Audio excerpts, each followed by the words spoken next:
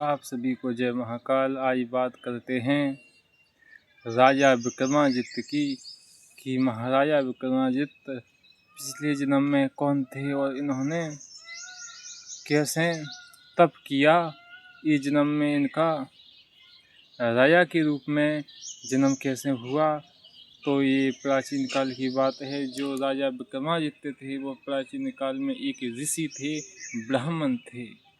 इन्होंने घोर तपस्या की। इसके बाद तपस्या करते करते इनने अपनी इच्छा के अनुसार शरीर छोड़ दिया। इसके बाद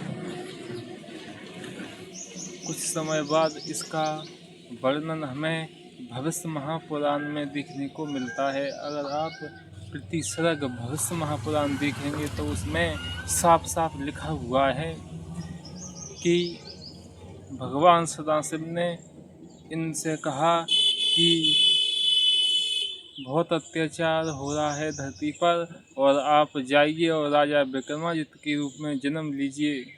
तो वो ऋषि था, उसकी जो आत्मा सूक्ष्म शरीर था वो ही भारतवर्ष में आया और उन्होंने एक राजघराने में जन्म लिया।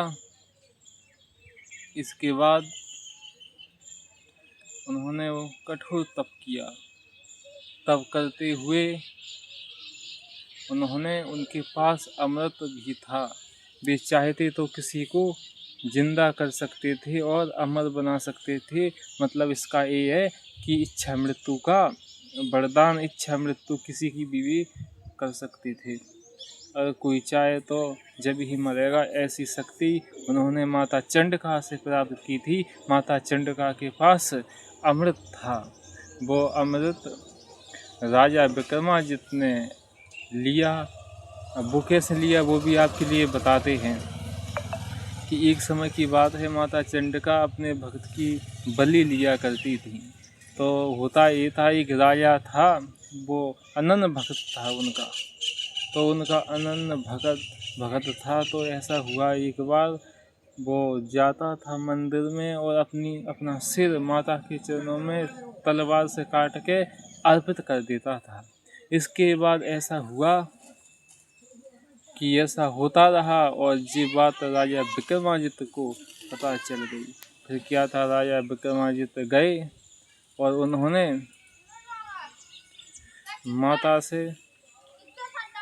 माता का चरित्र देखा और ये उनके लिए बताया। इसके बाद वो विस्तार से उस पर वीडियो में बनाऊंगा। राजा विक्रमादित्य ने माता से जो वरदान था उससे राजा को मुक्त कराया, वचन से मुक्त कराया और जो अमृत था वो माता चंडिका ने राजा विक्रमादित्य को दे दिया था। ऐसे हुए हमारे प्रतापी राजा परमार वंश में। तो राजा विक्रमादित्य ने अंत समय में उन्होंने बहुत राजाओं को परास्त किया। मलेच्छों का, शकों का उन्होंने हनन किया, परास्त किए और उज्जैन पे उन्होंने नागाओं की सेना फौज बना करके चढ़ाई कर दी। उज्जैन जब शकों के अधीन आती थी और शक राजाओं को हरा करके त्रिशूल से इन्होंने युद्ध किया, घोर संग्राम हुआ। इसके बाद राजा विक्रमादित्य सम्राट हुए। सम्राट होने के बाद उन्होंने धर्मपूर्वक बड़ा शासन किया। इसके बाद तपस्या भी की और तपस्या से भगवान शिव को उन्होंने साक्षात प्रकट किया, दर्शन किए उनके। इसके बाद उनने अपनी इच्छा के अनुसार शरीर छोड़ा। उसका जो पंचभौतिक शरीर था वो फूल पुष्प बन गए। वहाँ पर उनकी डेड बॉडी नहीं मिली थी। ऐसे प्रतापी राजा इनके परिवार में, इनके ही वंश में आगे राजा भोज हुए, जिनके ऊपर मैंने वीडियो आपके लिए बनाई है। तो आप वो वीडियो देख सकते हैं। विस्तार पूर्वक वीडियो बनी हुई है। इसके ऊपर और भी अनेक वीडियो आएंगी तो आप देख सकते हैं। तो मिलते हैं आपके लिए अगली वीडियो में।